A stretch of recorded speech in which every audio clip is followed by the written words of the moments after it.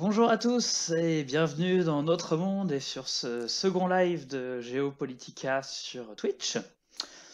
Merci à tous de me rejoindre pour cette émission un peu spéciale puisque aujourd'hui on va parler principalement de la Colombie et de l'élection présidentielle qui s'est déroulée en mai et juin dernier. Et donc pour ça aujourd'hui je suis accompagné de mon pote Freddy qui lui-même est colombien. Salut Freddy. Salut et Bienvenue sur Geopolitica. bonjour et merci pour cette invitation. Je suis ravi de pouvoir t'aider à, pourquoi pas, donner mon avis sur ce qui vient de se passer, qui bien sûr c'est un événement historique. Carrément, c'est le but, c'est super intéressant. Puis c'est bien d'avoir l'opinion de quelqu'un réellement du pays, parce que c'est vrai que nous, on voit ça d'un point de vue extérieur, on a les médias un peu occidentaux, et c'est bien d'avoir ta propre opinion, et puis voilà. Du coup, ça te dérange pas, je te laisse un peu te présenter. Non, non, non, pas du tout. En fait, parce que ça me fait rigoler un peu parce que je suis des cours d'urbanisme ici et D'accord, dans un cours de l'Amérique latine, le prof a fait une présentation entre guillemets de moi. Donc je d'accord. suis un prototype un peu de ce qui se passe en Colombie. Donc, Ah, parce ah, qu'en j'ai bien fait de fait, t'inviter alors. ouais, parce qu'en fait, Bogota, c'est une ville qui a grandi vraiment dans les dernières 30 ans, mais rapidement, D'accord. et du coup, sans avoir vraiment planifié son développement. Ouais, Parce que c'était des gens de la campagne qui venaient, des paysans, d'accord, qui ouais. sont venus à Bogota à s'installer. Et du coup, voilà, mes parents sont de la campagne, ils sont paysans. Et ils sont pas fini l'école comme c'était la moyenne. Ils sont pas fait jusqu'à, je sais pas, 10 ans qu'ils ont fini les Ah ouais, écoles. effectivement, ça fait tôt. Ouais, ils ont plutôt travaillé. Ils sont venus à Bogota et moi, j'étais la première génération des gens de Bogota. Ça veut dire D'accord, ouais. qu'il Vraiment y né à avait, Bogota, oui, quoi. C'est mais ça. ça, il n'y a pas vraiment une identité de Bogota, de dire je suis Rolo, comme on dit Rolo, des gens de Bogota.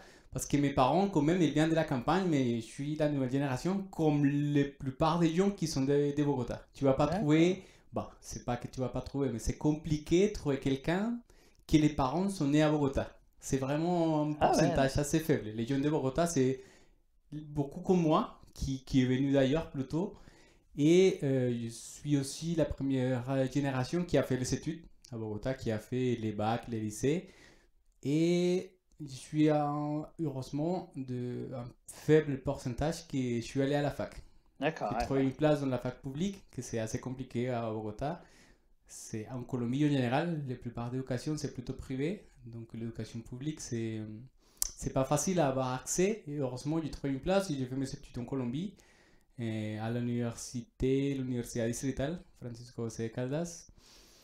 Et voilà, j'ai eu mon diplôme et je suis venu en France, ça fait déjà 5 ans. Je suis venu d'abord pour faire mes études en langue française, mais dans le but de faire un master. Donc voilà, j'ai fait mes formations, j'ai fait un master D'accord. à Rennes 2. Et voilà, maintenant je travaille. Super. Oui, c'est réussi, je suis content. Bon, merci. Content de t'avoir en France, en tout cas. Merci. C'est super. Alors, du coup, petite ouais, question avant qu'on commence, sur la Colombie. Bon, déjà, j'ai un peu, pour ceux qui sauraient pas, quand même, on va un peu présenter et montrer quand même où c'est la Colombie. Bon, je pense que quand même beaucoup de gens situent bien donc la Colombie, qui est un pays d'Amérique du Sud. D'ailleurs, le premier pays d'Amérique du Sud, puisqu'il est collé au Panama, qui est le bout de l'Amérique centrale. Et donc la Colombie qui se situe donc ici, avec au nord toute la côte atlantique, à l'ouest la côte pacifique, et donc des frontières, comme je disais, avec le Panama au nord, le Venezuela à l'est, le Brésil au sud, le Pérou et l'Équateur au sud aussi. Donc j'ai regardé, ouais, au niveau de la superficie quand même, donc la Colombie, c'est un peu plus d'1 million de kilomètres carrés, et ça fait à peu près deux fois la France, que la France c'est 550 000 kilomètres carrés. J'avoue que personnellement, je pensais pas que c'était aussi grand que ça. Mm. Ça va un peu surpris. Je voyais ça à peu près dans les tailles, à peu près comme la France. Et non, en fait, c'est quand même 2 fois plus grand. Donc c'est vraiment, vraiment très, très grand. Mais ça fait partie de la carte mondiale, la déformation qu'on voit dans les mappamundi. Ouais. Quand on est dans l'équateur, on est dans la taille pareille.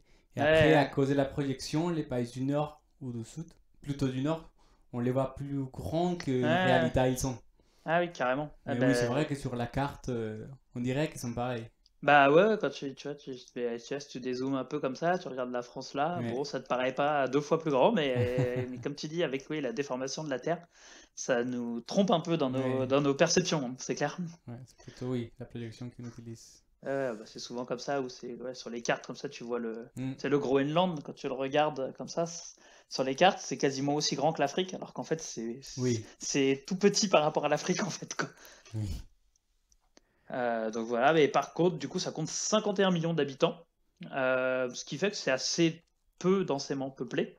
Parce que, comme tu dis, c'est 2 fois moins peuplé que. Enfin, la France, je crois que c'est 67 millions d'habitants, je crois, alors que c'est 2 fois plus petit. Mais bon, il y a toute une partie aussi dans le sud de la Colombie où c'est la jungle et puis Oui, oui.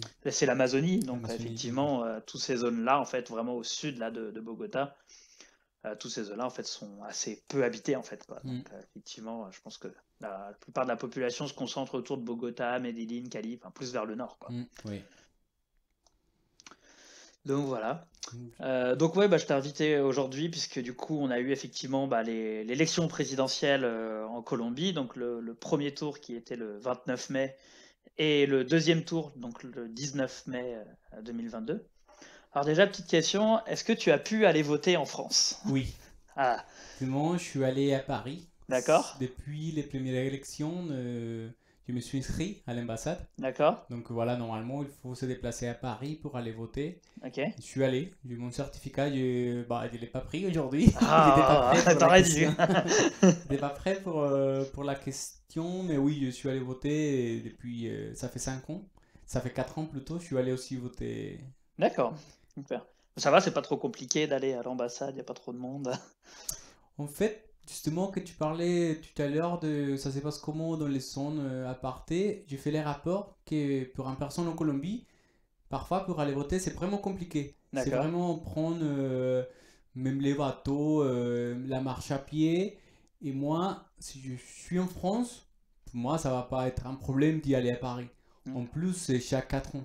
Donc ça fait à la Ça va, fin ouais. un petit week-end à Paris, tu C'est vois ça. tes amis, tu vas voter. Donc franchement, sur les gens qui se fait des excuses, qui en France et qui va pas voter, ça, d'un point de vue personnel, ça m'embête un peu. Ouais, bah, je Parce comprends un peu. que aller à Paris, par rapport vraiment aux gens qui fait l'effort en Colombie, je Non, pense c'est sûr. que Ah, surtout, comme tu dis, ouais, sur les élections présidentielles, c'est un peu comme chez nous, c'est une fois tous les. C'est tous les 5 ans, c'est ça? 4 ans, c'est chez 4 nous. ans, d'accord, Oui, c'est tous les 4 ans. Donc ça va, c'est pas non plus tout le temps. Bon, effectivement, tu peux le oui, faire une fois tous les 4 ans, ça va, c'est pas trop exactement. trop compliqué, quoi. Mhm. Ok, super. Bah, du coup, on va regarder un petit peu. On va commencer d'abord par voir du coup les résultats donc, qu'on a pu avoir sur cette élection. Touc. Alors, excuse-moi, faut que je retrouve mon truc. Je suis pas dans le bon dossier.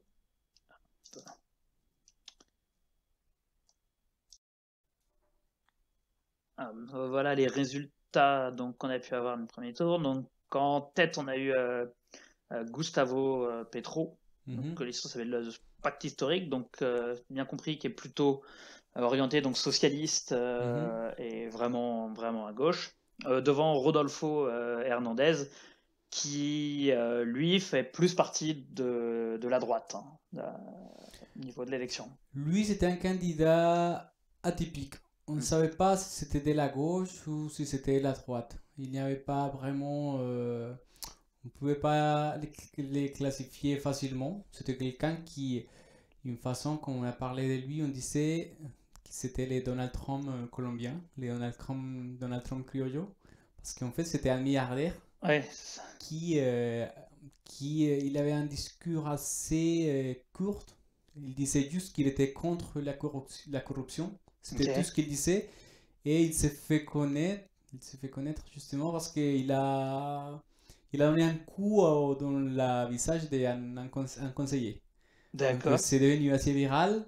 Et après, son discours, c'était juste ça. On ne savait pas son proposition sur l'éducation, D'accord. sur la terre comme telle. Il y avait pas forcément un discours derrière lui. Et c'était une surprise qu'il est arrivé en deuxième tour. Vraiment, on ne s'attendait pas. Et moi, personnellement, je pense que beaucoup de gens ont pensé pareil que moi. C'est que quand on a eu les résultats, on disait c'est foutu, on a perdu. Parce qu'on disait Petro, il a eu les maximum de voix qu'il a pu Ouais. avoir dans son premier tour. D'accord, ouais. Et du coup, on disait pour le deuxième tour, il y a Rodolfo, il y a Federico. Entre les deux, ça fait 11 millions de votes, de voix, contre 8 de Petro. Ouais, Parce ouais. que Federico Ouais. Gutiérrez, c'est la droite. D'accord, ok. Et du coup, C'était le Rodolfo, président actuel, c'est ça, non? non, Non, mais non. c'était les mêmes partis, c'était pas officiel, mais on savait que c'était derrière toute la machine politique qui les supportait.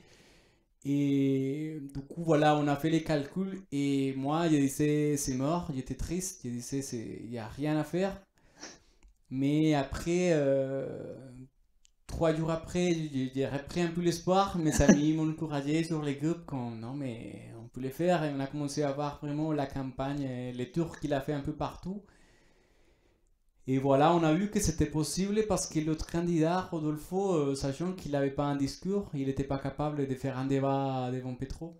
Parce que D'accord, Petro, c'est une personne assez intellectuelle d'accord. qui est dans la politique. Ça fait beaucoup de temps, qui connaît bien les pays, il connaît l'économie, Hmm. l'éducation, la santé. Vraiment, c'est quelqu'un qui a les pays dans la tête. Ouais, d'accord, C'est ouais. une expression qu'on utilise, je ne sais pas si on dit comme ça Non, non, ici. mais bah, on comprend bien en tout cas, c'est Et clair. du coup, Rodolfo, il était vraiment caché. Il disait, je refuse d'aller au débat, je vais rien faire.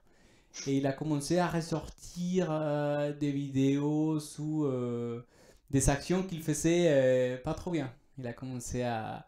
Bon, il a, par exemple, il avait forcé aux employés publics à signer des documents qui n'étaient pas forcément légaux de faire. D'accord. Ou la façon comme il parlait des femmes.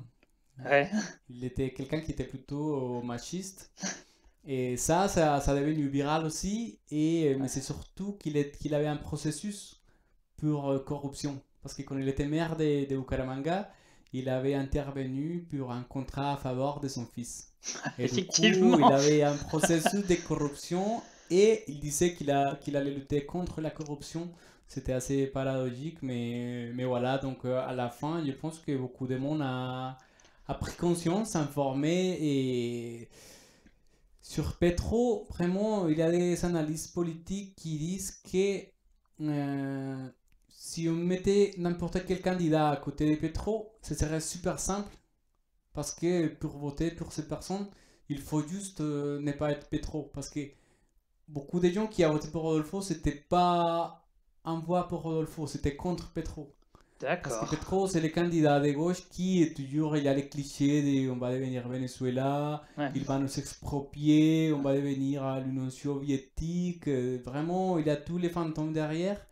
Mais c'était pas du tout ça. Je pense que même dans les discours, quand il présente à Petro comme l'extrême gauche ou quelque chose comme ça, c'est pas ça. Ouais. C'est plutôt quelqu'un progressiste qui a une passé, bien sûr, plutôt engagé, qui a D'accord. toujours qu'il a eu de forts engagements depuis jeune, donc il a milité dans la guérilla de l'M19, M19, et voilà, mais à part de ça, il a été maire de Bogota, il a été sénateur, il a été élu comme le meilleur sénateur il a gagné, pas les prix, mais il a été élu les meilleurs sénateurs, et comme maire, c'est assez controversé aussi parce que il a tous les médias contre lui. D'accord. Donc, par exemple, aujourd'hui, si je vais à vraiment aujourd'hui, les dollars est cher. Et le dollar par rapport au prix des pesos colombiens est super cher. Mais ça fait 3 ans, 4 ans que ça a commencé à monter pendant le gouvernement de Duque. Ça a changé de 2000 pesos parce que nous, on compte par milliard de pesos. Ça a Ah oui, changé de carrément. 2000 pesos. Maintenant, un dollar, ça coûte 4300 pesos, on va dire. D'accord. Mais ça vient depuis des années et c'est maintenant que Petro, c'est le président élu, que les médias, c'est le fait que parler du les dollars, il augmente Ah, parce que comme si c'était sa faute, oui, quoi. C'est ça. exactement, exactement. Et du coup, même pendant le Covid, il a eu ce qu'on appelait estallido social, c'est que les gens ne pouvaient plus pendant la crise parce qu'il n'y avait pas du tout d'aide. D'accord. Et du coup, les gens sont sortis. Et il y a eu vraiment la grève nationale partout. Et à cause des mauvaises décisions du gouvernement, et les gens, les médias, c'était basta Petro, c'est Petro qui fait tout, c'est Petro qui anime et tout ça, mais c'était vraiment les médias contre lui. Et du coup, quand il était maire de Bogota, c'était pareil, il a fait des choses assez intéressantes. Il a changé les modèles de récollection des poubelles pour donner plutôt la dignité et le pouvoir aux gens de la rue qui prennent normalement, qui fait le recyclage. D'accord. Donc il a fait pas mal de réformes, mais voilà, les médias, il y a eu une journée où les camions de poubelles ne sont pas passés, donc il y a eu la poubelle partout.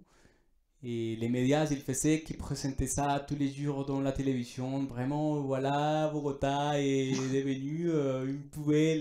Mais c'était juste une journée et après, ça arrivait à nouveau. Mais comme c'était pas Petro, ils ne parlent pas de Ah, ça. je suppose que c'est parce que les médias sont principalement détenus par des gros groupes Exactement. Ouais. qui ont beaucoup d'argent et qui sont plus Ouais, du non, côté plutôt à droite, ouais. quoi. C'est même pas caché. C'est vraiment, on sait qui est le propriétaire des RCN, on sait c'est qui est le propriétaire des Revista Semana, par exemple. Et les propriétaires d'El Tiempo, qui sont des journaux plutôt pas mal connus. Et on le sait, mais c'est compliqué parce qu'il y a de plus en plus de gens qui ont des autres sources de communication non désinformées, mais il y a quand même une grosse partie qui fait que regarder ça, regarder les médias, c'est des gens qui n'arrivent pas à discuter parce qu'ils sont assez têtus dans ces idées. D'accord. Il y a dans ma famille comme ça. Bah, après, bah, ça c'est le principe, hein. Dans la famille, il faut pas trop parler politique. Ouais, ouais.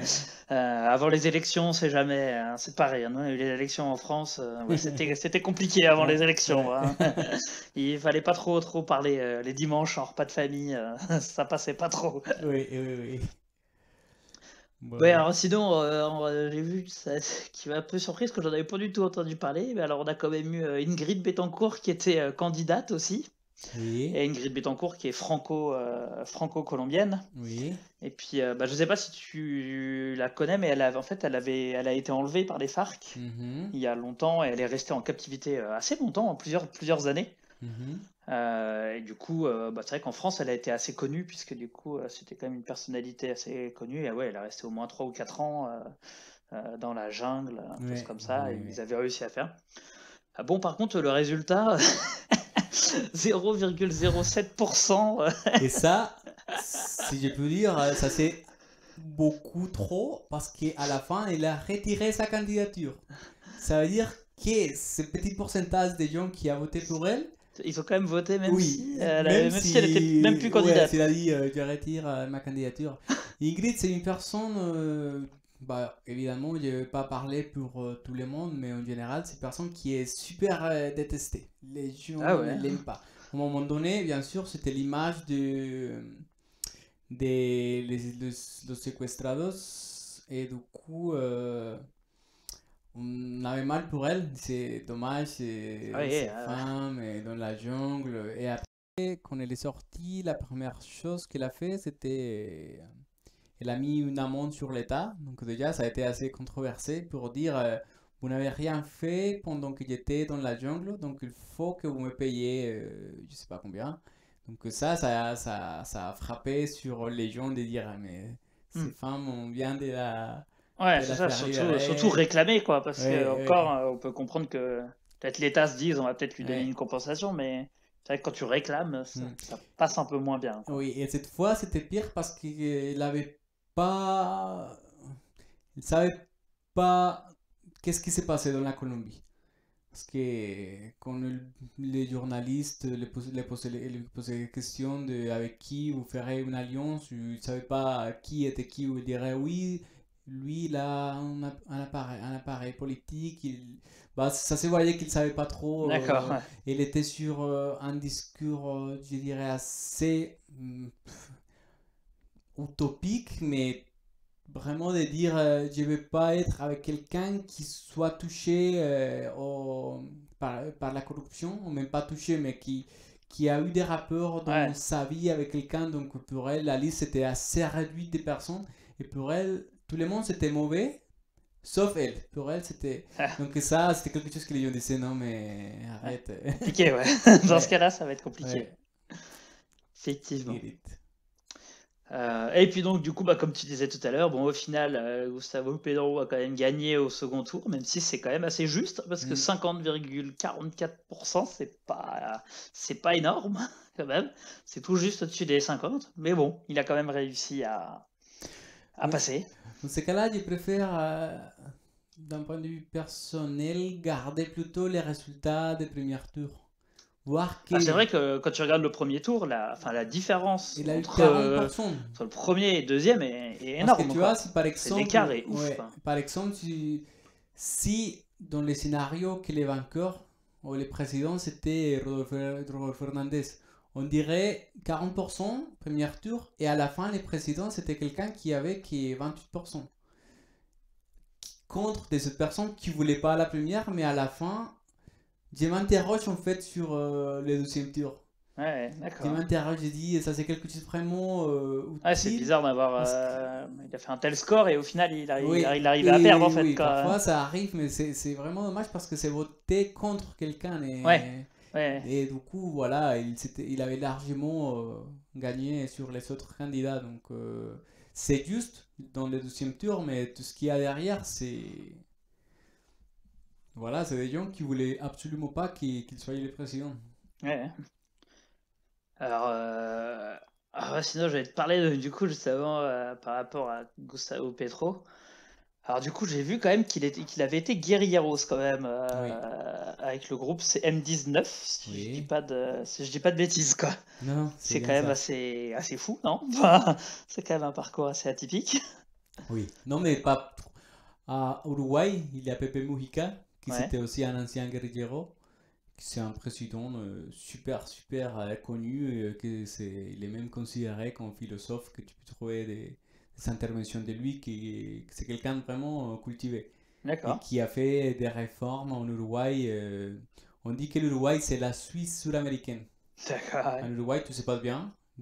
On a, par exemple, il y a des choses qui sont assez polémiques encore, mais à Uruguay, ça arrive déjà comme le cannabis c'est légal, D'accord. l'avortement c'est légal, des choses comme ça qui en Uruguay.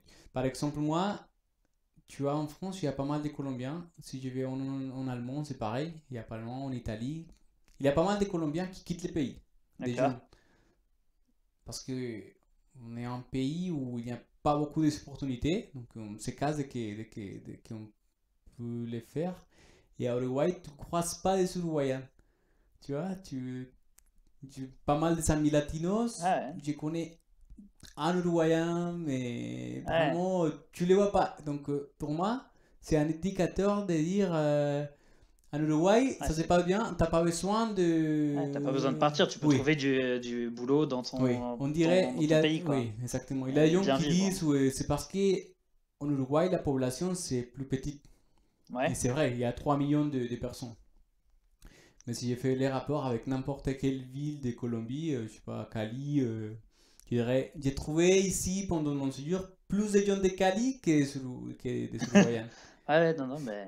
Et voilà, donc c'est pas forcément. Bah, peut-être c'est atypique, mais en Colombie, tu sais pourquoi on n'a pas assez d'exguerrilleros? C'est parce qu'ils sont tués. L'histoire des les Médicine, c'est triste parce que il y avait un candidat avant, s'appelait Carlos Pizarro, D'accord. et du coup, il a signé la paix, et après, il est devenu candidat présidentiel. Il a été tué dans un avion. Ah, d'accord. Ah bah, mais un accident. Non. Non. Non, non, Ce il temps s'est fait tuer. Oui, oui, en Colombie, je sais pas si tu as regardé un petit peu plus ou moins notre histoire un peu récente par rapport aux les assassinats des politiciens. Alors, sur les assassinats de politiciens, pas tellement, Ok, parce je qu'en dois t'avouer. Colombie, Justement. on dit parfois, il n'y a pas des élections présidentielles, il y a des éliminatoires. Oh putain. Parce qu'il y a eu dans les années 90 quatre candidats qui ont été tués. Waouh. Donc il y a Ah, c'est eu. dangereux d'être candidat. Et ça, oui. Ça, il y a par exemple, il y a quelqu'un qui s'appelait Bernardo Jaramillosa, qui était une partie que c'était. J'imagine que tu as entendu parler de la FARC. La Ouais, FARC, avant, il y avait une partie politique oui, oui. qui c'était la Union Patriotica.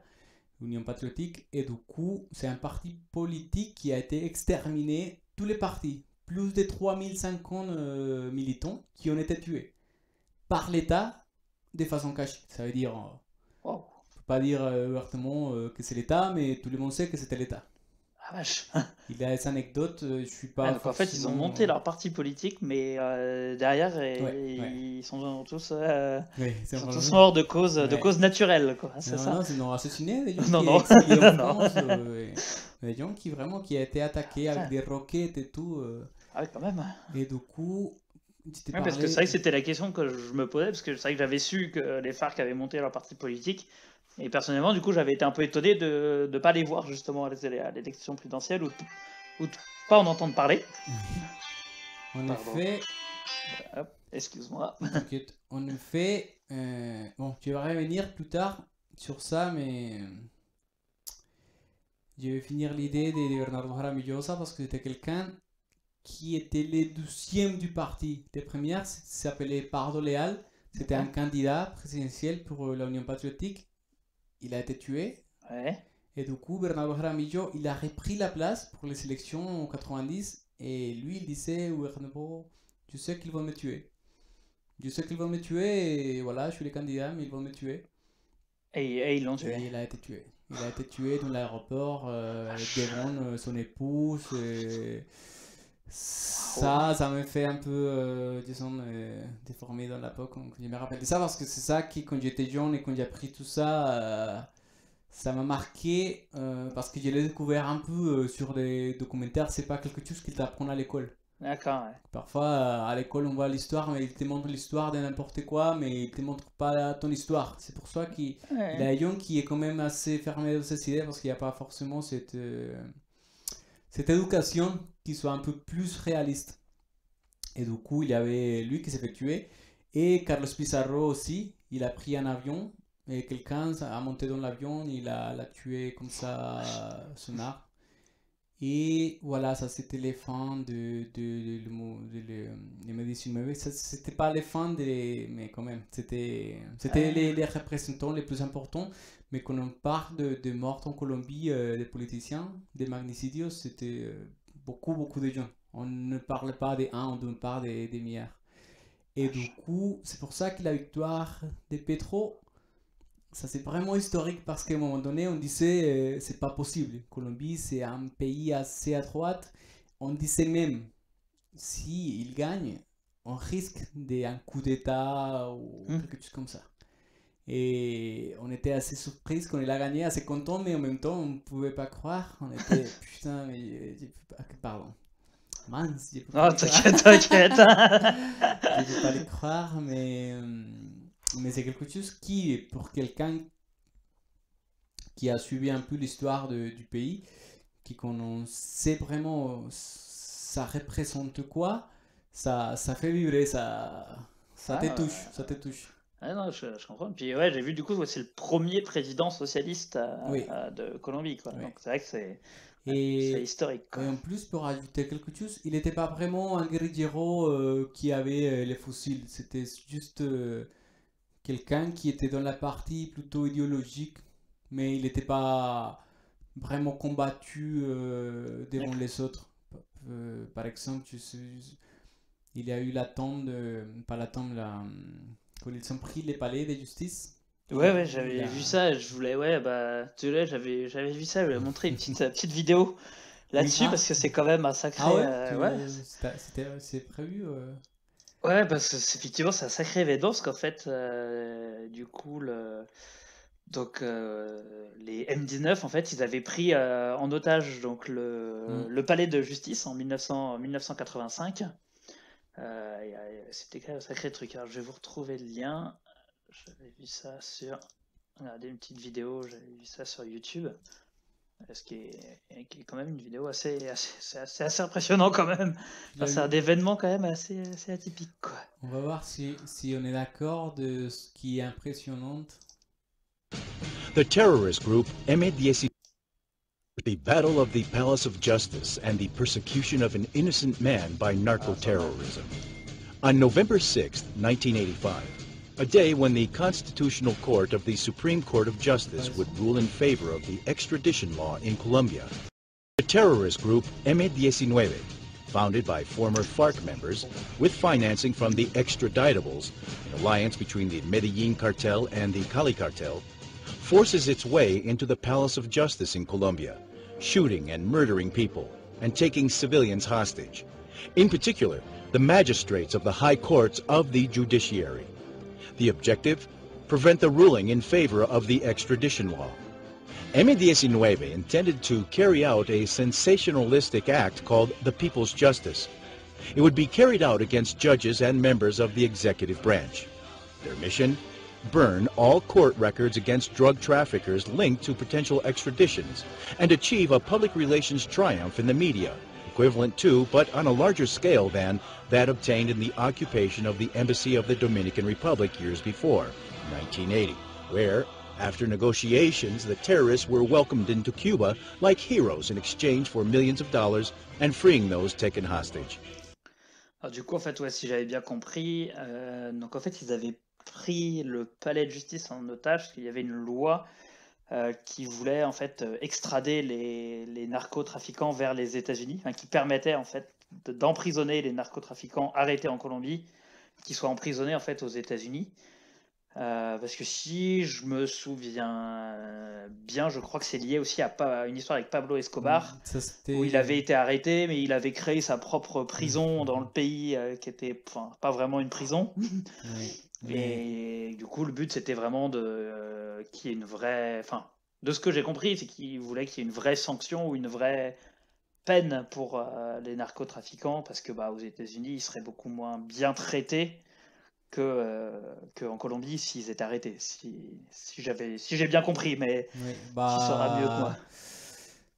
ce que j'ai vu jusqu'ici, honnêtement, c'est pas tout à fait ça. Ça, c'est un des théories de ce qui s'est D'accord. passé. Et il me semble que dans les vidéos, il y a quand même une inclination. Parce que l'événement, ce qu'il faut faire attention à parler de l'événement, c'est même pas comment ils ont pris les palais, c'est comment ils ont repris les palais, les militaires. Ouais, Parce je que l'ai vu c'est. après, parce qu'il Parce fait. que dans les. Attends, juste pour Vas-y, vas-y, revenir sur vas-y, ça, vas-y, bien après, je sûr. vais peut-être oublier. On va voir bien sûr dans la reprise, mais ils ont fait n'importe quoi dans la reprise. Et du coup, ils ont pris, comme on l'a vu, ils ont pris aussi l'ambassade de República Dominicana. Et du coup, l'idée, ils ont signé la paix avant d'avoir fait ça. Ils font signer la paix avec le gouvernement. Et le gouvernement n'a pas respecté ce qu'il avait signé. Et ce qu'il voulait faire dans les palais, c'est présenter une demande devant la cour, mais dans un acte un peu sensationnaliste. Je ne D'accord. suis pas sûr si ce que j'ai dit c'est tout à fait vrai, mais d'après des entretiens que j'ai vus des membres, c'était ça l'idée. Et du coup, dans les groupes qui a entré, il y avait pas mal de gens plutôt intellectuels, formés, D'accord. des juristes, des gens qui maîtrisaient les choses de loi, parce que le but c'était de dire voilà, le président n'a pas respecté ça et il voulait négocier. Et il y a eu des magistrats qui priaient au président, s'il vous plaît, arrêtez les fous, arrêtez les fous, ils vont tous nous tuer, ils vont négocier, arrêtez les fous. Et le président, il n'a pas du tout respecté ça, il y a eu vraiment les combats, et c'est plutôt l'armée qui a tué la plupart des gens. Comme tu as vu dans ce qui s'est passé dans l'ambassade, si je ne me trompe pas, ils ont tué personne. D'accord, ouais, ils Ils ont avaient tué personne. Et du coup, l'idée, c'était un peu pareil. ouais. C'était vraiment faire Faire un axe, gros coup médiatique, c'est- quoi. oui. Ils ont volé la spada, les sables de Simon Bolivar. Donc, les buts, c'était créer quelque chose de sensationnaliste. Mais ce qui est scandaleux, c'est la reprise parce qu'il y a eu des otages D'accord. qui Ouais. ont sorti vivants, qu'il y a Ouais. des vidéos où ils sont sortis vivants, et après ils ont été disparus par l'armée.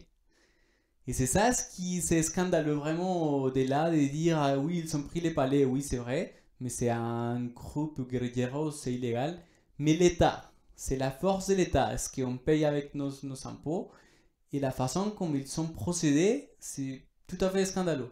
Ce Ouais. qu'ils ont fait, ils ont tué des gens de façon extrajudiciaire.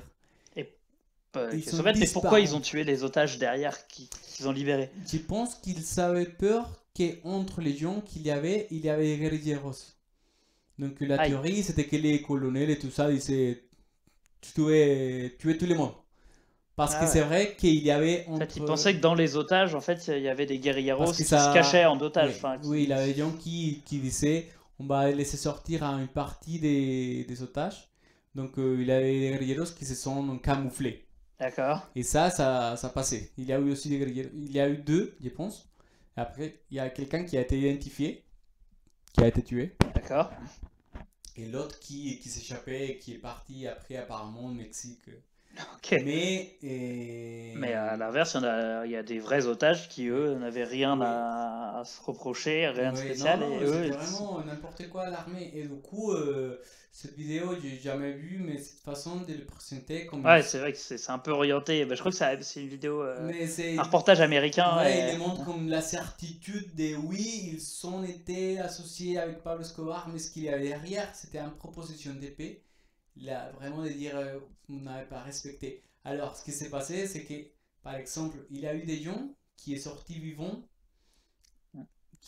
et après, ils ont trouvé des dents calcinés, brûlés.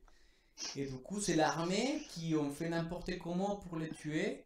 Et après, pour cacher ce qu'ils ont fait, ils les l'ont ont remis ils dans- l'ont brûlé, ils l'ont remis. Donc, C'est de la folie.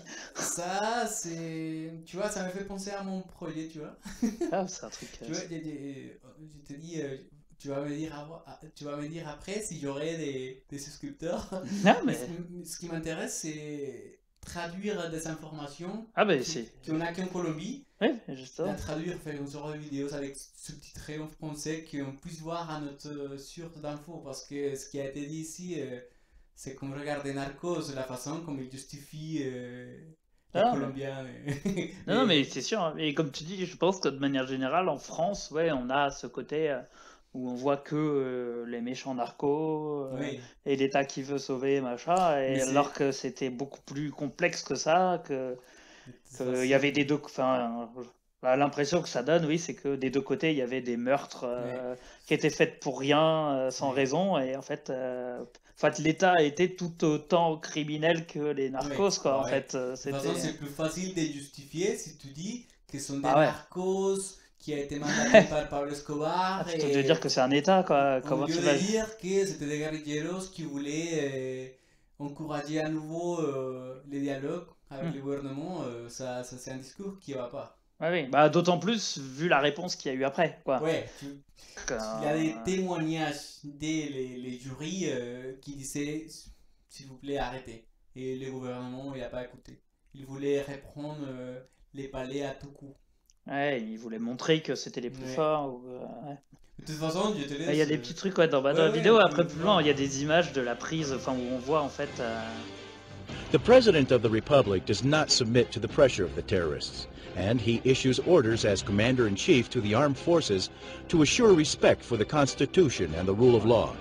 The Colombian Army, assisted by the National Police, carries out an operation with the aim of rescuing the largest number of hostages who were in the hands of the narco-terrorist group M19 and defeating the perpetrators of such a terrible, brutal act. As commander of a tactical unit, the cavalry school, Colonel Luis Alfonso Plazas Vega receives the explicit order to advance the main force, entering the Plaza of Justice with tanks. N'importe quoi. The colonel himself and his troops enter and break the resistance of the narco-terrorist group. Colonel Luis Alfonso Plazas Vega was the first tactical unit commander to enter the Palace of Justice. Nevertheless, he was not the commander of the operation or the only official with command responsibilities within it. As commander of a tactical unit, Colonel Luis Alfonso Plazas Vega took part performing strictly combat functions and never had competence or authority over the handling of those rescued. Once rescued, the hostages were removed from the combat zone in the Palace of Justice, and they became the responsibility of the state intelligence agencies, including military intelligence, the National Police, and the Administrative Security Department, DAS, Departamento Administrativo de Seguridad. That was as far as the operational responsibility of Plazas Vegas went. After 2 days of intense crossfire between the troops and the kidnappers, the Colombian army is able to rescue over 260 people, including 40 magistrates who were being held captive by the terrorist group. Tragically and mercilessly, the narco-terrorist group M19 manages to murder some of their hostages, including civilian administrative staff and... Mais bon, ça décrit un petit peu quand même ce qui s'est passé et voilà, c'est quand même assez fou. Oui. Du coup, maintenant, je vais juste te parler. Alors, aussi, donc, j'ai vu, du coup, on a eu une Gustavo Petro. Puis, alors, j'ai vu chose aussi, donc, c'est sur sa vice-présidente, qui est Francia Marquez, et donc, qui est donc une vice-présidente donc, qui est afro-descendante. Oui. Donc, en fait, elle a eu effectivement des descendants en fait qui venaient d'Afrique, qui ont été déportés en tant qu'esclaves au XVIIe siècle. Et donc c'est la première fois qu'on a une afro-descendante de Colombie qui devient vice-présidente. Donc pareil, quoi, ça fait quand même double événement, quoi. Oui, tout à fait. C'était elle aussi qui a aidé vraiment, qui a rapporté des forces. Parce que tout à l'heure, tu parlais par exemple au début de la vidéo de la distribution de la population en Colombie. Et ça, c'était aussi à cause de l'abandon qu'il y a dans certains territoires. D'accord. Parce que pour les politiciens, sachant que c'est pas un fortune politique, Ouais. sachant qu'ils vont pas avoir 20 000 votes, ils s'en fichent de ces partis. Que ce sont des zones où il n'y a pas des écoles, il n'y a pas des hôpitaux. Ouais, Et d'accord. du coup, je sais pas si tu as prévu par hasard la carte de où a gagné Petro et où a gagné Rodolfo.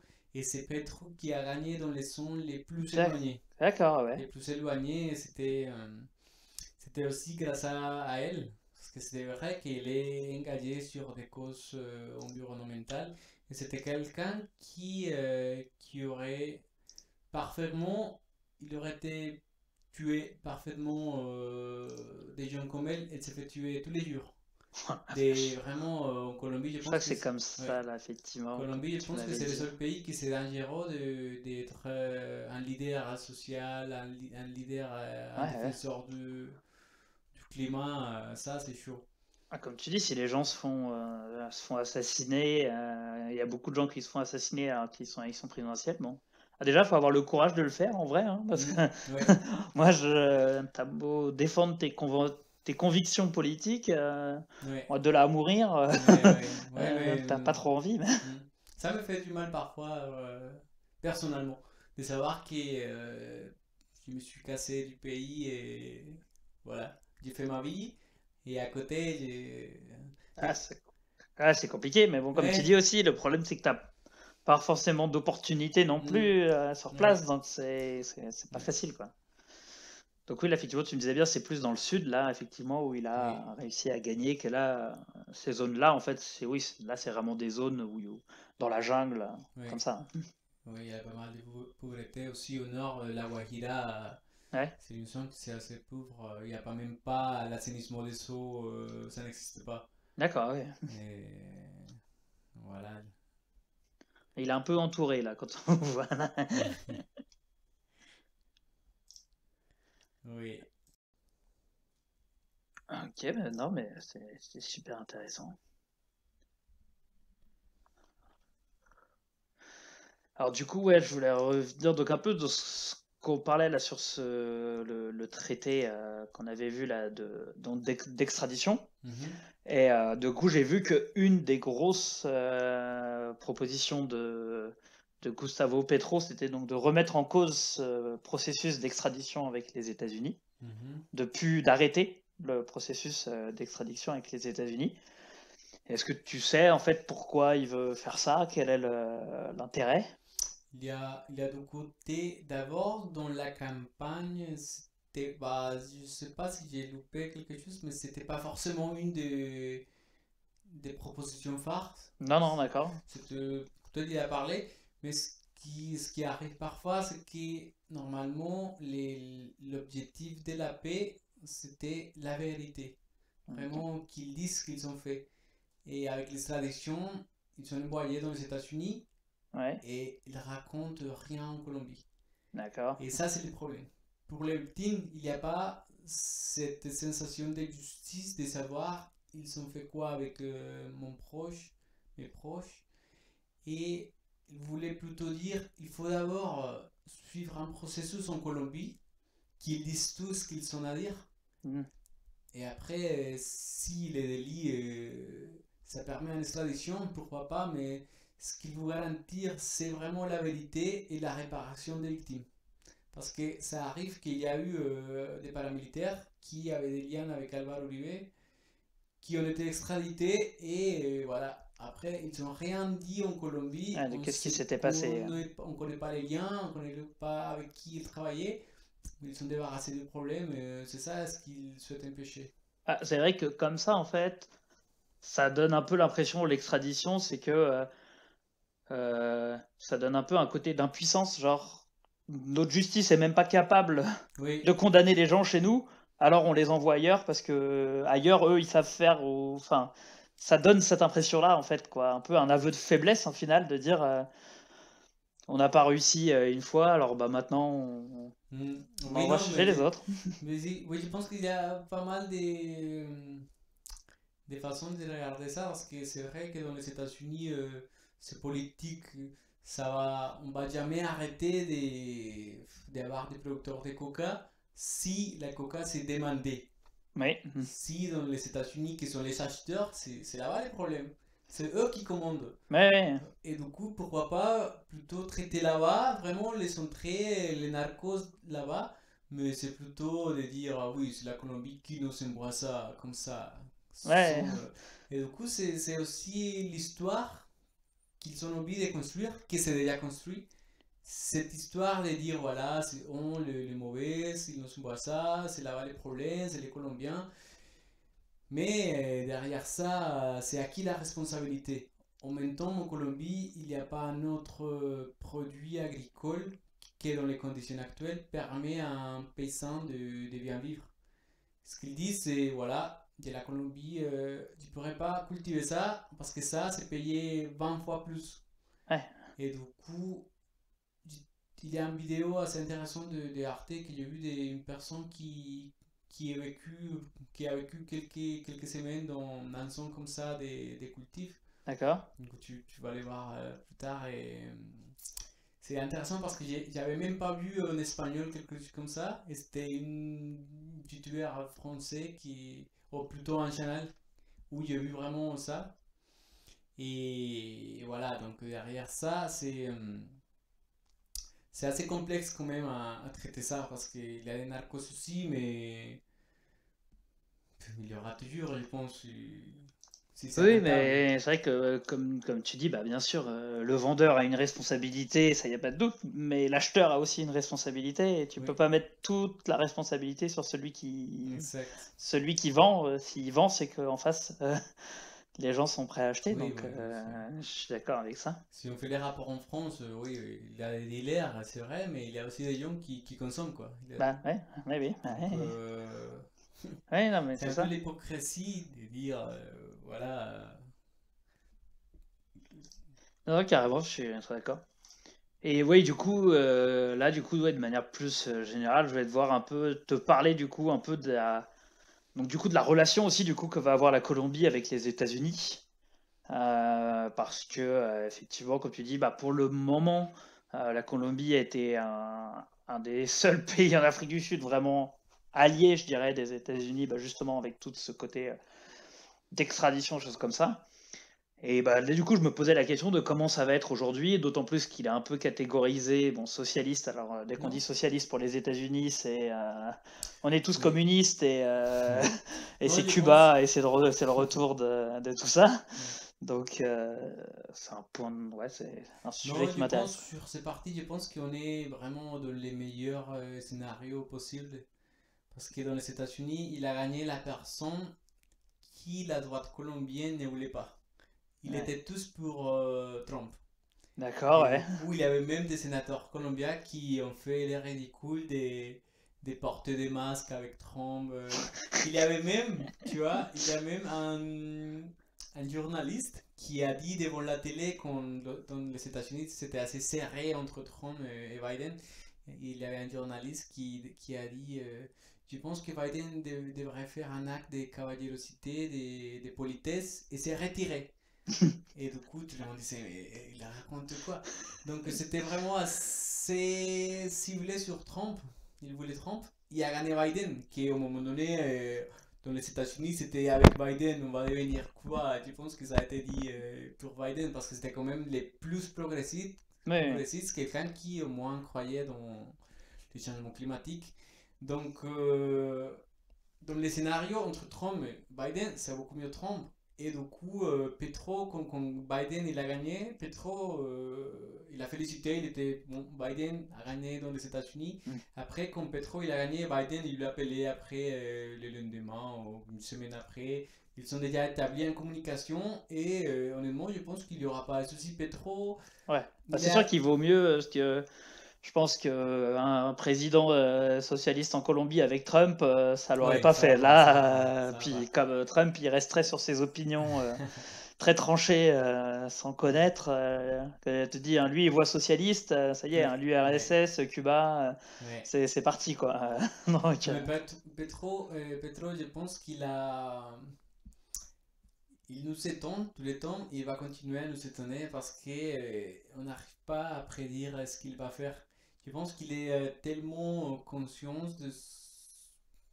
de où il est et tellement conscient de ce que c'est la Colombie qu'aujourd'hui, il a pensé comme tous, je pense, du risque d'un coup d'État.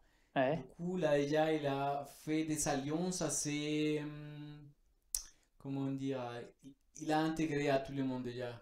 d'accord, ouais. Mais pas un truc de je te donne, tu me donnes, un truc de corruption. C'était vraiment un truc de on va faire un accord national pour le développement du pays. Il a déjà même parlé avec Uribe, il avait parlé avec Rodolfo Hernandez, il a nommé déjà dans les différents ministères des gens vraiment préparés. Un médecin pour le ministère de la Santé, je sais pas si c'était un écrivain, une écrivaine, je suis pas sûr, pour le ministère de la Culture. D'accord, Donc ouais. il a monté Il y a ce des gens truc qui sont vraiment assez. Oui, compétents exactement. Oui. dans leur domaine, quoi. Et du coup, on est plutôt. Moi, je suis personnellement content, mais ce qu'il faut comprendre, je pense, c'est que. Oh, c'est plutôt ce qu'il est au courant, ce qu'il est dit.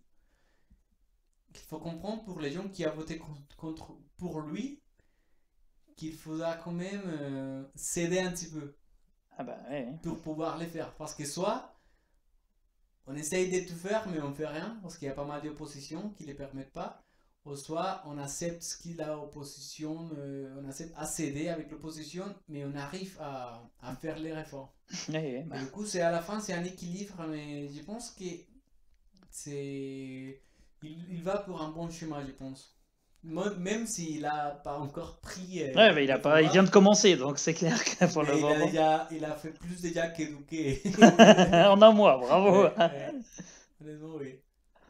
Non, non, mais de toute façon, c'est jamais évident, l'action politique. Enfin, je pense que nous, en France, on peut pas trop parler en ce moment. On a un président avec un parlement où personne n'a la majorité. Ah ouais, ça, Ça ouais. va. Je suis plus ou moins ce qui se passe en France, et maintenant c'est un peu Enfin, ouais, pas trop ce dans que ça va être, mais ça l'angoisse. risque d'être bloqué. Je pense Oui, qu'il va rien se passer pendant ouais, 5 ans, hein. Je pense que ça va être. ouais, j'ai vu ça, que c'est un peu ingouvernable, quoi. Ça va être compliqué. Je pense que ça va être compliqué. Et du coup, sinon, alors ouais, dernier sujet que je voulais voir avec toi, du coup, c'était plus la relation aussi, du coup, avec le Venezuela, qui est à côté, parce que je sais qu'il y a quand même un nombre super important donc de réfugiés aussi vénézuéliens qui sont venus en Colombie. Le Venezuela, depuis des années, très gros problème financier, très gros problème économique. Et je peux comprendre que jusqu'à aujourd'hui, les deux pays étaient plutôt en froid quand même. Enfin, c'était assez tendu. Et du coup, est-ce que le fait d'avoir un président socialiste, alors que bah, effectivement le Venezuela lui-même est plus socialiste, est-ce que tu penses que c'est quelque chose qui va arranger un peu les choses, les relations entre les deux Oui, pays? oui, je pense, mais c'est pas forcément pour les idéologies. Je pense que c'est juste une affaire de bien-être, de gouvernabilité, de dire ça c'est mieux d'établir relation avec mes voisins. Et ce qui s'est passé maintenant, c'est que Duque, c'était vraiment un con qui faisait les choses, mais vraiment, la première chose Duque il a dit quand il a été élu président, c'est Venezuela, elle a les sœurs comptées. Ça va bientôt finir. Et voilà, il a sorti, il n'y a rien qui s'est passé à Venezuela. Donc, je pense qu'à Venezuela, il y a des problèmes assez structurels qui malheureusement on voit pas comment s'en sortir parce que moi bah ouvertement je peux le dire que je suis plutôt du côté pétro, je le suis, j'aime bien ce qu'il propose, mais ça ne veut pas dire que je suis aussi avec Venezuela. Ouais, La ouais, ouais. proposition économique de Venezuela, ce qu'ils ont fait au Venezuela, j'aime pas déjà cette façon de se perpétuer dans les pouvoirs. Ça, j'aime pas du tout. Donc, ce qui fait Maduro, je pense que c'est très mauvais pour la réputation même de ce qui est considéré comme gauche. Parce qu'il parle de la gauche que de Venezuela. Il parle pas d'Uruguay ou des pays Ouais, ouais. nordiques que les choses se passent bien. Bah, c'est un Donc, peu comme tout, en fait, ouais, on prend vraiment l'extrême, quoi. Du coup, oui, on dit oui, à la gauche, ah ouais, eux, ils sont complètement plantés, ça c'est oui, sûr. monsieur, oui. Mais voilà. Il Et y a puis bon, aussi. les États-Unis, je crois, n'ont pas vraiment aidé non Oui. plus. Ils ont De mis toute plein de façon, sanctions, ils ont essayé de. exactement, si on prend avec les pinces toute l'affaire des blocages, des sanctions qui se passent à Cuba et à Venezuela, c'est super mal ce qui ça fait, ces sanctions et ces blocages. Et du coup, à Venezuela, ils ont un modèle économique qui est plutôt dépendant du pétrole. Ouais, bah, ouais. Et c'est quelque chose que Petro a déjà interdit en Colombie. Il a dit il n'y aura pas de nouvelles explorations. D'accord, ouais. Et du coup, l'idée, c'est vraiment réduire ça progressivement. Et à Venezuela, c'est pas du tout pareil. Donc, dans l'idéal, pour les gens, on pourra dire que sont, oui, il y a deux pays qui sont des gauches, mais dans la politique économique, dans la vision de développement, c'est pas du tout pareil. Mais je pense que les relations vont y aller. Je pense que les relations, ça va être ouvert la frontière, vraiment ouverte, et qu'il y aura un bon relation en général. Hmm. Et aujourd'hui, il y a encore beaucoup d'immigration encore du Venezuela en Colombie ou ça s'est C'est quelque calmé? chose que j'arrive pas à savoir parce que quand je rentre les vacances, parfois en Colombie, c'est vrai qu'il y a pas mal de Vénézuéliens. Mais oui, j'imagine qu'il y a toujours. Oui, j'imagine qu'il y a. Je sais pas si de plus en plus ou si ça s'est arrêté, mais oui, il y en a. Mais pareil, comme je disais tout à l'heure, quand tu as la taux de jeunesse qui quitte la Colombie, je Ouais. pense que ça mérite de comparer avec la taux des Vénézuéliens qui quittent le pays. Parce que tu vois, en Colombie, les Colombiens, il y a partout. Mais de Ouais. ça, on ne parlait pas de ça. On ne dit pas qu'en Colombie, il y a un problème. Mais au Venezuela, oui, on parle du Venezuela parce que oui, c'est vrai que ça se voit que c'est triste, on voit des gens dans la rue qui. Ouais, ouais. Ça s'est plus médiatisé, c'est vrai, mais en Colombie, on a toujours des gens qui n'ont pas à manger, on a Hmm. des enfants qui meurent, des femmes, et ça s'est pas médiatisé comme si c'est un Vénézuélien qui a une vie un peu médiocre. Ouais, mais comme tu dis, il y a beaucoup, je pense aussi, le traitement médiatique, Oui. enfin occidental, est très orienté quand même sur ces choses-là, sur le point de vue américain. Mm. Et donc, si les États-Unis ont décidé que tel pays-là, c'était le diable, entre guillemets, Oui. on se centre que sur ce pays-là, on montre que ce pays-là, et qu'il y a il y a vraiment des mauvaises choses, mais des fois, tu as un autre pays à côté, tu le dis pas, alors qu'il se passe des trucs complètement fous aussi, affreux, et en fait, on n'en parle juste pas, quoi. Et Oui. donc, Bon, bah voilà, en gros, c'était à peu près ce que je voulais voir avec toi aujourd'hui. Bah, en tout cas, merci pour ton point de vue. Je te pense super intéressant parce que je te dis, juste avant, il y avait pas mal de sujets sur lesquels bah, j'avais pas le point de vue justement de Colombien. Donc, bah, c'était le but. En tout cas, bah, Non, merci de m'avoir invité. Moi, personnellement, je suis pas forcément un historien ou quelqu'un qui connaît par cœur tous les données, tous les dates. Je suis tant, mais à la base ingénieur, mais j'aime bien suivre ce qui se passe en Colombie. Et voilà, à un moment donné, quand j'ai appris un peu l'histoire de ce qui s'est passé, les assassinats, tout ça, ça m'a choqué. Et dès que j'ai pu faire quelque chose, j'essaie un peu de m'engager, même depuis ailleurs. Mais voilà, si je dis des infos qui ont choqué, je sais pas, non, pense pas, je pense pas. tu me dis après si pourquoi pas, pourquoi pas qu'il y a quelqu'un qui puisse un peu soit me corriger ou Bien sûr, discuter. Et après, je suis ouvert de toute façon. pas de souci. De toute façon, après, comme je te disais, le live, après, je le rediffuse sur YouTube. Donc, on pourra voir les commentaires. Je te ferai un Ok, retour, pas de souci. sympa. Merci. Bah, en tout cas, merci à tous. Et puis, bah, merci à vous d'avoir regardé. Et puis, bah, à très bientôt pour une nouvelle émission de Géopolitica. Allez, salut à tous!